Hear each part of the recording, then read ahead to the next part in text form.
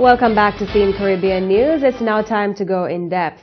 Jamaica's Minister of Youth and Culture, Lisa Hanna, has been for some time calling for the topic of abortion to be debated in Parliament with the aim of a review of the country's anti-abortion law. Ms. Hanna contends that it's a woman's right to decide whether to have an abortion, and that choice should not be dictated by law. We discuss the pros and cons of the abortion debate on this in depth. Now, earlier today, we spoke to Joan Grant Cummings of the Women's Research and Outreach Center to get reactions pro-abortion. The thorny issue of abortion continues to hold a prominent divide the world over, and on the small island of Jamaica, the non-results of that continuous debate are no different. Joan Grant Cummings of the Women's Resource Center is one of Jamaica's debaters on the side of pro-abortion. Mrs. Grant Cummings says she's in full support of calls for Jamaica's anti-abortion laws to be reviewed. In fact, she's a part of Dawn Caribbean, which supports women's reproductive health and rights in the region. She says Dawn participated in the last review by a committee established when the Jamaica Labour Party's Dr. Rudyard Spencer was the Minister of Health, but that review ended abruptly, and Dawn continues to await the resumption of that review. So why give her support for abortion? What we support is a woman's right to choose. Abortion is one of the things a woman has a right to choose. We support the wide range of reproductive health issues that women need to have dealt with and have access to legally safe and affordable services to deal with that.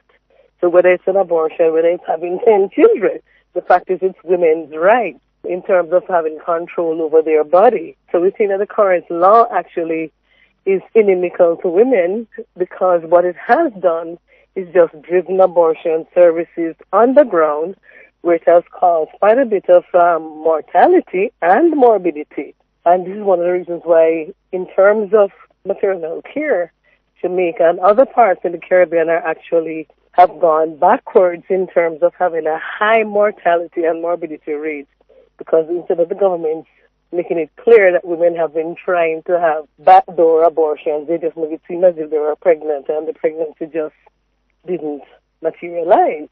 Women having botched abortions, much to the detriment of their health, is a consequence of abortion being illegal. So if abortion becomes legal in Jamaica, among that obvious thorn being removed, are there other benefits to be had? I think, first of all, we should take a step backwards, because what has happened to really cause right now an increase in requests for abortion services is the fact that we don't have a proper reproductive rights and health program throughout our schools. And at every stage of boys and girls' lives, there's something about their reproductive health and their bodily integrity rights that they need to learn. And because they are largely unaware, sometimes they're not even aware of when they're being taken advantage of and what the result is. So that's why you can have a number of 14-year-olds who have been pregnant the last while and have been killed by older men because they know that this is against the law. We also have a growing rate of 14 to 19-year-olds who are HIV positive in Jamaica, girls, not boys, because again of this earned initiation or forced or coerced sex, usually by older men. So when we don't teach young people from, the ages of 4, 5, 6 upwards about their rights and who they can speak to about these issues, to me they become more vulnerable to abuse, and that is what has happened largely amongst young girls. Mrs. Grant Cummings says, contrary to common belief, abortion is not a promotion for irresponsible sexual implications. It's actually a fallacy. In every single jurisdiction in the world, I'm talking globally, never mind the Caribbean, where you have an abortion law that allows women to access legal, affordable, safe abortions, this has not been the case. Because, first of all, we're not asking for abortion on demand. And even when a woman comes to you and wants to have an abortion, there has to be counseling that goes with it. You have to establish the conditions as to why, and you have to establish, if so, then what are the kind of supports. For 10 years, I was a reproductive health counselor in Canada, specifically for black women from the Caribbean. And I've never had a case in all those years of a woman who just comes to use abortion as an everyday birth control. There's always some issue at hand. Mrs. Grant Cummings notes that the most standard negative effect of abortion being illegal is women being taken advantage of by persons who claim to be professionals at abortion but who do botched jobs and put the women at risk. She adds that what the country needs is a regulated industry for abortion to drive the practice from underground. We are now joined on the telephone by Dr. Lilith Tomlinson, youth pastor and psychologist, to examine her views anti-abortion. Welcome to In Depth, Dr. Tomlinson. Good night. Thank you for having me. Now, why are you against calls for the anti-abortion laws of Jamaica to be reviewed? Well, I think the law should be reviewed, but not to repeal the law to say basically abortion is legal. It has to be a very controlled activity. Because what you don't want to do is that sometimes when we say we legalize things, it is misinterpreted and seen as the answer, and it is abused by persons who have unplanned sex and ultimately sometimes unplanned pregnancy, and thus seeing that, okay, because abortion is legal, then I can just go and abort this child. For me, I think that life begins at conception, and as the fetus develop, you have a wholesome child. So it is not to say that, for me, a fetus is not a child. It is the beginning of the developmental process of a child. So from a Christian perspective, to have an abortion of a fetus, if you want to say in the first trimester, which most times is where abortion occurs, it is basically taking a life. And as a Christian, based on my views, I am against that kind of practice.